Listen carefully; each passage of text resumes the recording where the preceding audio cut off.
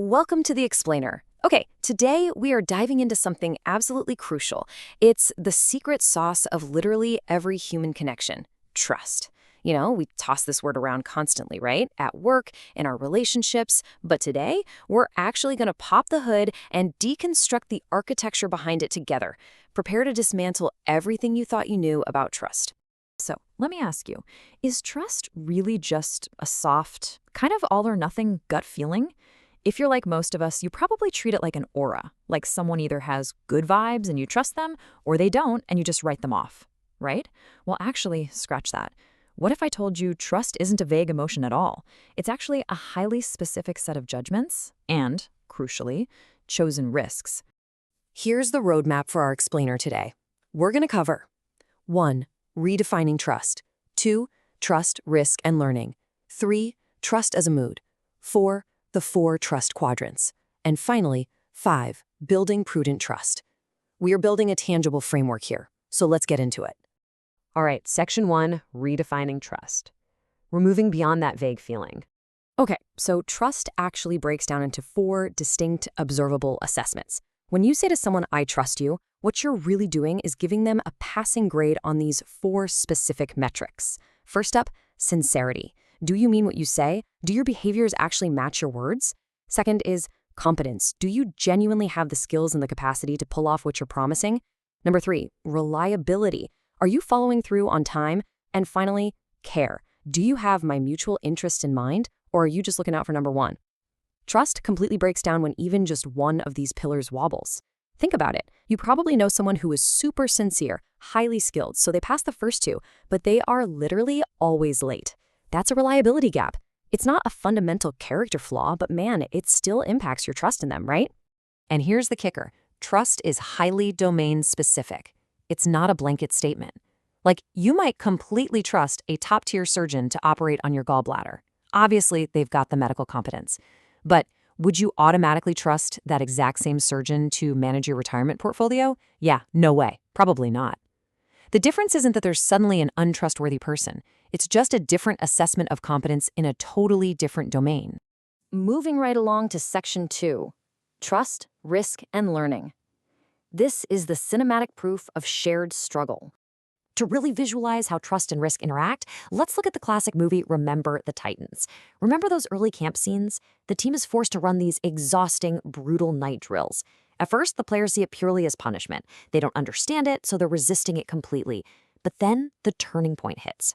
They finally decide to trust Coach Boone's direction. They take an interpersonal risk to follow him, despite all their doubts. And what happens? Boom, a massive transformation. That discipline, the shared struggle, and taking that leap of trust, it completely unlocked their ability to grow and build incredible team unity. The absolute crucial takeaway here is that those players stepped into a psychologically safe environment. When people actually believe their leaders are looking out for their growth, so going back to our metrics, when that assessment of care is high, they suddenly become willing to take risks. They try unfamiliar things, they openly admit when they're confused, but without that safety and trust, it's a completely different story. Learners do the exact opposite.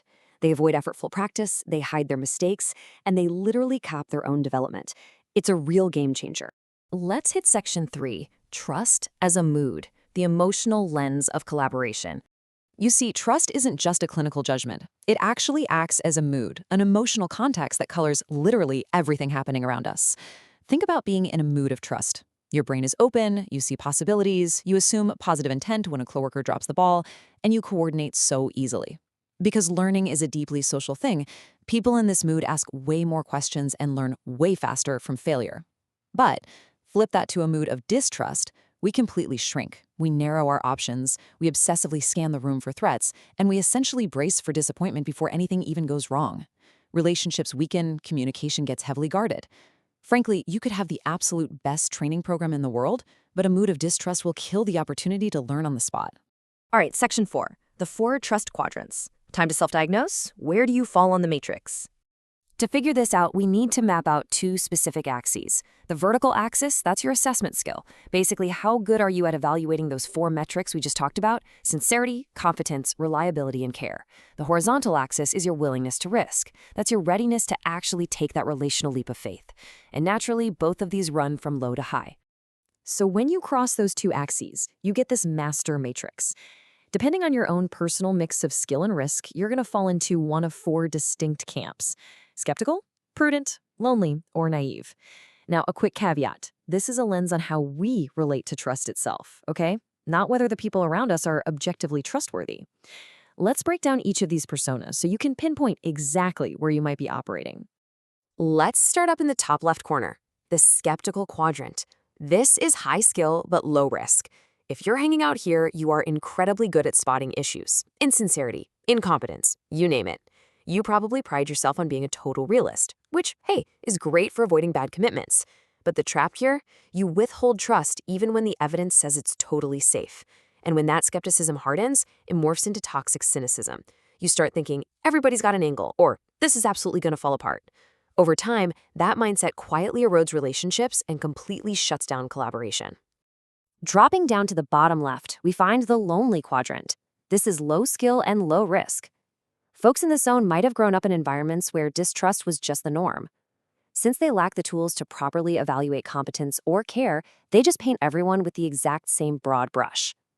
Their default setting is better safe than sorry, which leads them to withdraw completely before a real assessment even happens.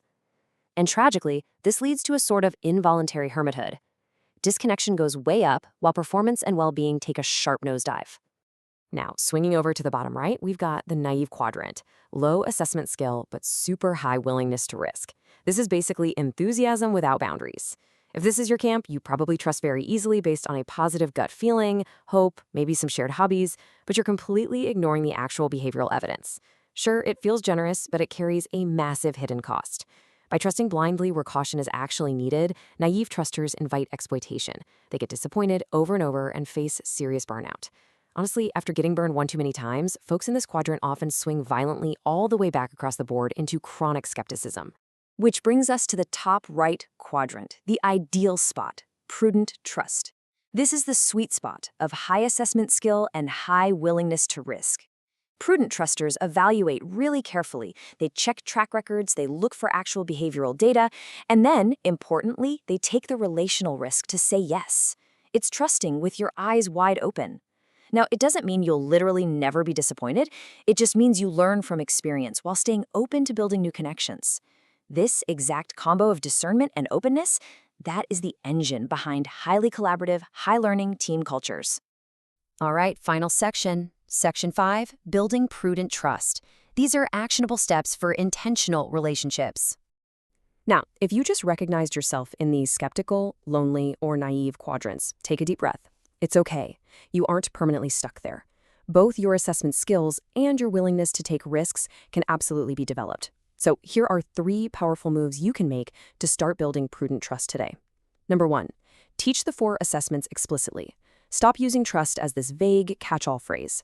Help your team name sincerity, competence, reliability, and care, and tie them directly to observable behaviors. Number 2, normalize risk and learning. Share your own stories to show that a little disappointment is just a part of learning, not proof that the whole system is broken. Remember, the goal isn't zero risk, it's intelligent risk. And number 3, build psychologically safe environments. Be super transparent about your reasoning, honor your promises, and when someone brings you bad news, respond with curiosity instead of blame. So that brings us to our final thought for today. I want you to really ask yourself, which quadrant are you currently operating in? Are you hiding out in the lonely corner, burning out in the naive quadrant, or are you trapped in skepticism? And more importantly, what intelligent risk are you going to take today to step into prudence and build a culture where true collaboration can thrive? Think about it. Thank you so much for joining me today on The Explainer, and I absolutely can't wait to dive into our next topic with you.